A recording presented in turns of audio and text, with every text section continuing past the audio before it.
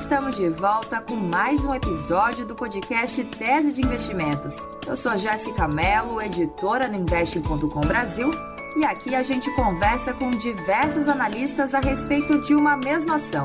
E dessa vez tem mais treta por aí.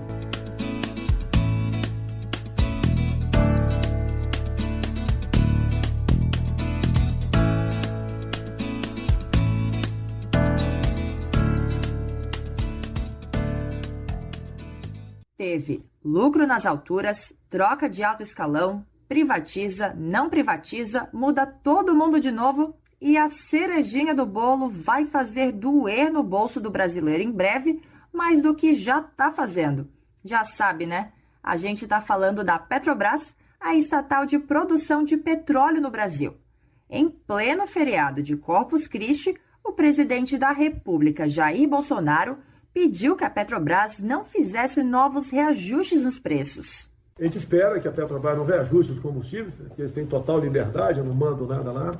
Nós trocamos o ministro das Minas e Energia, ele está tentando mudar aí a presidência e a diretoria da Petrobras. Está complicado, porque é uma burocracia enorme, não depende de nós, depende do Conselho. Mas a gente espera que a Petrobras não faça essa maldade com o povo brasileiro, porque uma própria notícia aqui da UOL, né, da economia, margem do lucro da Petrobras é até 6 vezes maior do que estrangeiras. Então a Petrobras está rachando de ganhar dinheiro. Nessa sexta-feira, dia 17, os pedidos não foram atendidos e a companhia reajustou os valores para o diesel e para a gasolina. A repercussão foi a pior possível e as ações desabaram. O presidente da Câmara dos Deputados, Arthur Lira, chegou a dizer que o presidente da Petrobras deveria renunciar imediatamente e defendeu dobrar a taxação do que chamou de lucro absurdo da companhia. Já Bolsonaro disse que a Petrobras poderia mergulhar o Brasil num caos.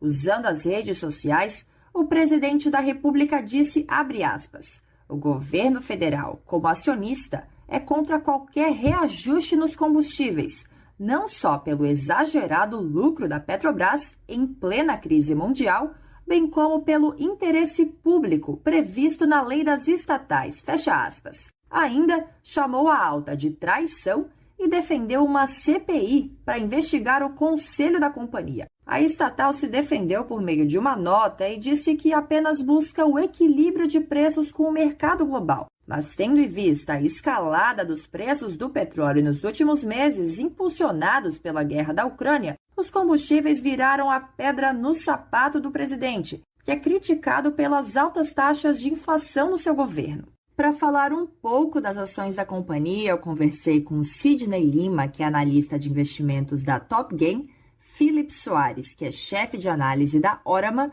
e Flávio Conde, que é analista da Levante Investimentos. Mas o que causou essa tensão toda? O lucro líquido da Petrobras foi de mais de 44 bilhões de reais no primeiro trimestre deste ano. Para se ter uma comparação, um ano antes, o lucro era de pouco mais de 1 bilhão e 100 milhões de reais.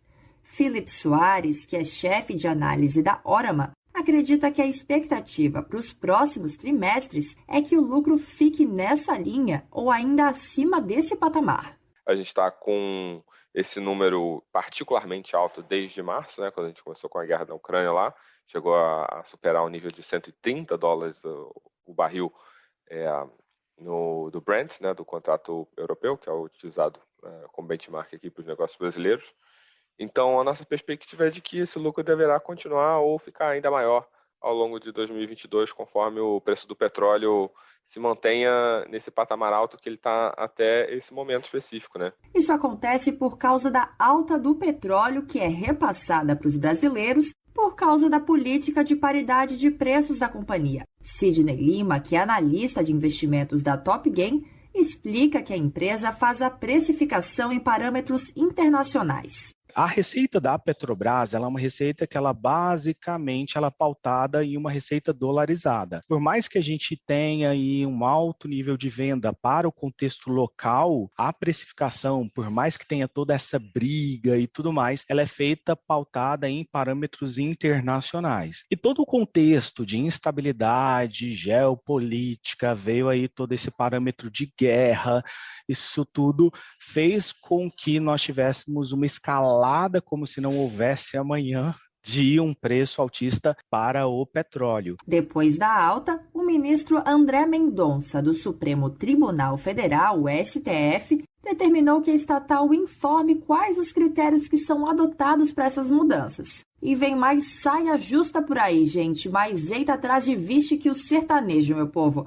Após a definição de mudanças no conselho da Petrobras, o presidente José Ferreira Coelho, que foi demitido depois de 40 dias no cargo, continua à frente da companhia e se recusou a pedir demissão. Enquanto isso, o novo indicado, que é Caio Mário Paes de Andrade, assessor do ministro da Economia Paulo Guedes, ainda não foi avaliado por um comitê da Petrobras. E agora, quais que são os pontos positivos e negativos da companhia? Apesar da expectativa de um lucro elevado no curto prazo, a incerteza sobre a cotação do preço do barril do petróleo no futuro. Aliada a essa instabilidade, as interferências políticas são fator de baixa ressaltado pelos analistas. Soares destaca como pontos positivos da companhia a expertise na área e a rentabilidade. Por outro lado, a interferência política entra como ponto negativo. Mesmo se você tivesse a livre competição de exploradores aqui no mercado brasileiro, não acredito que a Petrobras deixaria de ser o dominante absoluto, porque o diferencial tecnológico existe e isso pode sim ser inclusive aplicado em outras situações lá fora, tá? A Petrobras pode virar um provedor de tecnologia mundial. Então, eu acho esse aspecto o principal aspecto do ponto de vista de atratividade da ação da empresa, né? Então, é claro que a gente tem que ver o que ela é hoje, né? Então, todos os contatos que ela tem hoje, todos os postos que ela opera hoje e tal, em termos de lucratividade em relação a múltiplo hoje.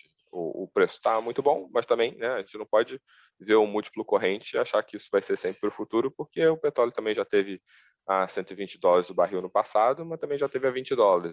Lima acredita que, além das interferências e das falas contundentes sobre a empresa nos últimos meses, a situação fica ainda mais complicada para a petrolífera e ela vai entrar em pauta durante as eleições. O ex-presidente Luiz Inácio Lula da Silva, por exemplo, já disse que, se for eleito, deve mudar a política de preços. Mas uma das decepções dos investidores foi que alguns, inclusive, comentam que essa ala mais direita, que é a que segue Bolsonaro, ela basicamente está fazendo o que o PT fazia anteriormente, de tentar fazer política com a Petrobras, e isso é uma história que, para mim, vai continuar acontecendo nesse governo e nas próximas eleições também, tá? Porque é muito difícil, porque a Petrobras, ela domina todo o market share do setor aqui no Brasil. Então, é muito fácil para o governo tentar usar a Petrobras. E o tema privatização voltou a rondar a companhia após a capitalização da Eletrobras, mas Lima considera um sonho distante. A Petrobras é uma das maiores empresas que a gente tem aí do Estado. Então, o Estado ele tem mais de 50% do capital votante da Petrobras. Isso é algo muito relevante. Eu acredito que dificilmente seja um governo de esquerda ou um governo de direita levando frente aí nessa eleição, a gente deva presenciar a Petrobras sendo privatizada aí. Acredito de fato que ainda tem muitos e verdadeiramente muitos anos para que algo do tipo possa pensar em ser encaminhado, tendo em vista aí que a Petrobras ela tem um apreço social muito forte de precificação e tudo mais. Então, a gente tem o caso da Eletrobras, que já se arrastou por muitos anos. Flávio Conde, que é analista da Levante Investimentos, afirma que o mercado já precifica o risco eleitoral. Um PL de 15 vezes. Então, 16 vezes agora, ou seja, nos últimos 12 meses, o valor de mercado da companhia, que é 406 bilhões de dólares, não de reais, de dólares, ou seja, vezes 5, 2 trilhões de reais, é 16 vezes o lucro dela. Se a Petrobras fosse uma companhia privada e que seguisse sempre o preço do mercado internacional e pudesse mudar esse preço diariamente, ela podia valer 15 vezes, 16 vezes o lucro e não apenas 2,5 vezes. A recomendação da Top Game para a Petrobras é neutra. Apesar do preço que considera barato, o contexto eleitoral fala mais alto. A Orama também possui uma recomendação neutra para as ações da Petrobras com preço-alvo em R$ 25. Já a Levante Investimentos possui recomendação de não comprar ações da Petrobras, assim como para todas as outras estatais brasileiras, como detalha a Conde. Então, a gente gosta tanto de Banco do Brasil como de Petrobras, só que Petrobras, de longe, é que tem maior risco de intervenção e de queda. Banco do Brasil tem um risco menor e o banco está indo muito bem e dando um lucro muito bom. Todas as 3 empresas estatais, inclusive a Eletrobras, que agora não é mais, durante o governo Temer, depois da Dilma e do PT e durante o governo Bolsonaro, tiveram desempenhos excelentes, tiveram lucros e gerações de caixa excelentes, diminuíram dívida e não tiveram nenhuma acusação de corrupção ou superfaturamento, etc. O Investing.com, que reúne 7 modelos de analistas, aponta como preço justo da ação preferencial R$ 45,98. Durante a tarde dessa sexta-feira, por volta das 4 horas, as ações estavam cotadas em R$ 26.